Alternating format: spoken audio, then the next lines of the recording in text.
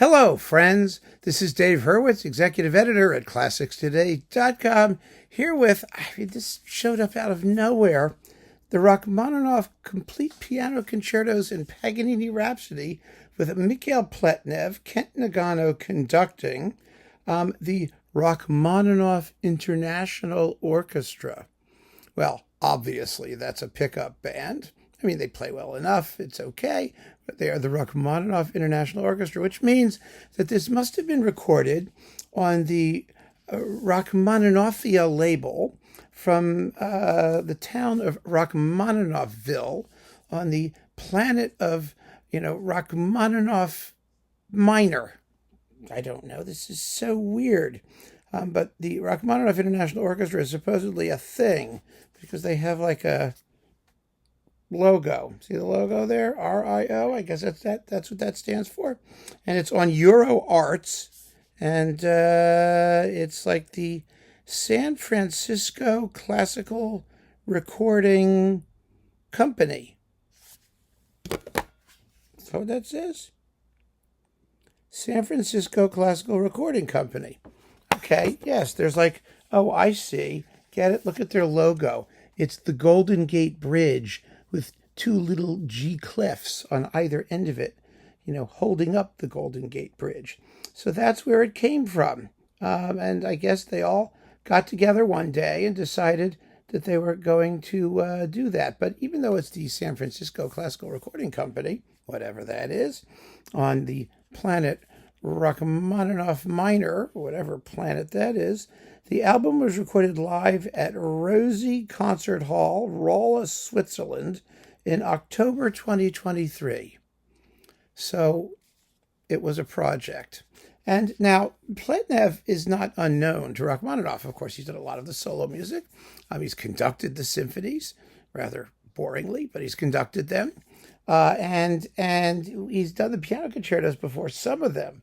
He hasn't done 2 and 4 that I'm aware of. His first recording, actually, of Rachmaninoff concertos, and it was quite a good one, was number 1 and the Paganini Rhapsody with the Philharmonia and Mikhail Pletnev on Virgin Classics.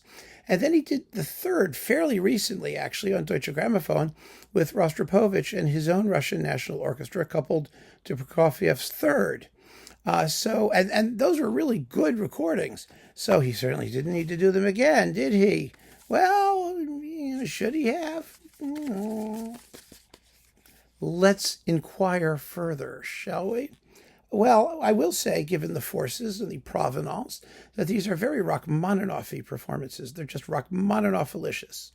They're full of Rachmaninoff-aciousness and Rachmaninoffitude and Rachmaninoffosity. But beyond that, we've got to take these things in order. Piano Concerto number 2. Well, this is an interesting interpretation, I would say. The first movement is surprisingly swift and almost uninflected, but beautifully balanced between piano and orchestra. Because, in the second and third piano concertos particularly, they're really symphonies with piano obbligato almost. The orchestra accompanies the piano, but then the piano accompanies the orchestra. So there's lots of detail and whatnot, but the problem occurs when we get to the finale.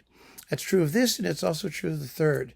The problem is that those are supposedly fast, and they're full of notes, thickets and thickets of notes. It's dum ba dum ba dum ba dum ba dum ba dum ba dum. That was the third. That's the third.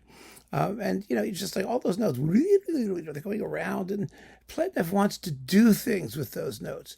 And it's not that it's bad what he wants to do. The problem is that in order to do them, he's got to slow the thing down.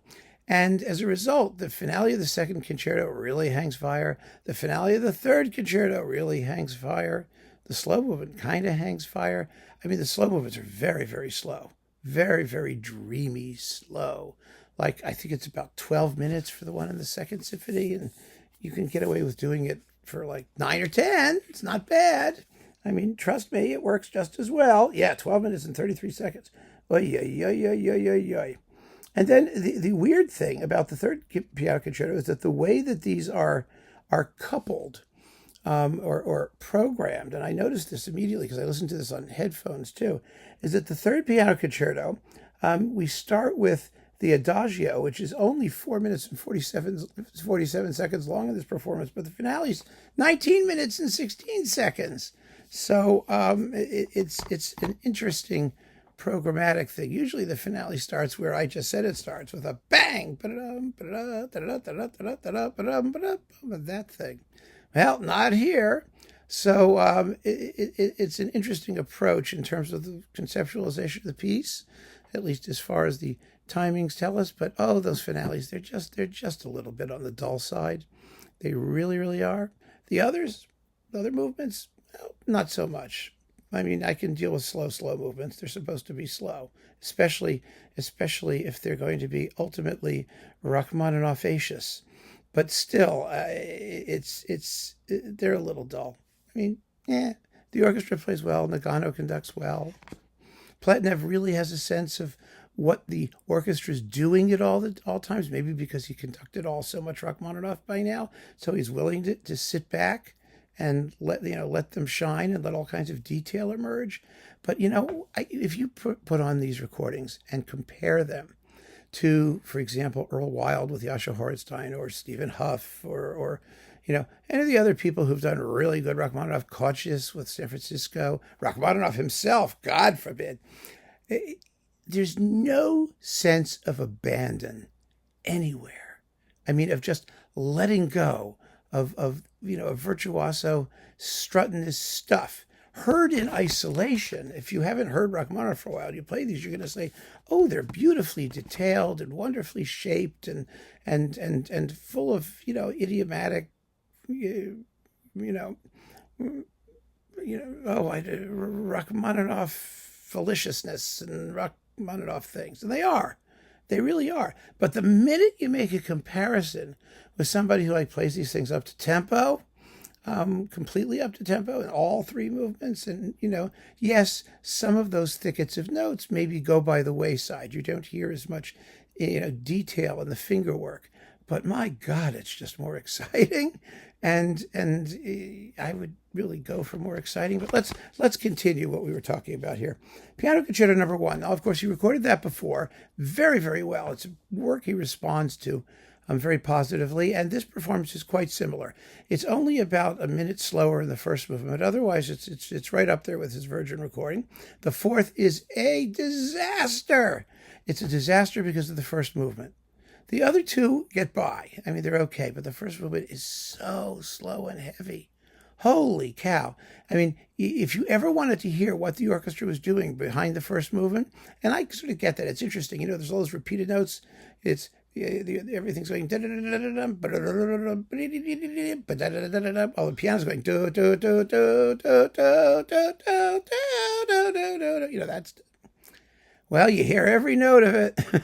Every note of it. It's so slow and heavy. Oh my God, it's just awful. And then from that point on, I mean, the rest of the concerto just doesn't make any difference. It's just irrelevant. Now, the Paganini Rhapsody is almost impossible to kill.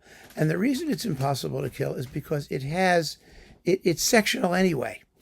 And you can do each section more or less the way you want to, as long as you don't let it die. The 18th variation is very nicely done. The lead into it is wonderful, with those big fat triplets, boom, boom, boom, boom, boom, boom, boom, boom, boom, in the bass. And normally that's taken very quietly and mysteriously. Not here. This is almost march-like, and it's powerful and spooky at the same time. It's not a fireworks performance of the Paganini Rhapsody, as I said with the rest of this, but it's interesting, and it's distinctively shaped, and I think it's definitely probably overall the best thing here. But gosh, this is sort of strange. I mean, it really is. It's strange. And there's also Glinka's The Lark as an encore, transcribed by Balakirev. So isn't that lovely? But I mean, there's been a lot of Rachmaninoff. There's a lot of great Rachmaninoff. This is distinctive Rachmaninoff. There's no question. Pletnev, oh, there goes my computer. Good Lord. Pletnev is, a fascinating pianist, as often as not. But there's some strange choices here, and you can decide for yourself whether you're interested in hearing the weirdness I was interested once. I don't have much desire to go back. So there you have it, my friends. Keep on listening, and thanks for joining me. Take care.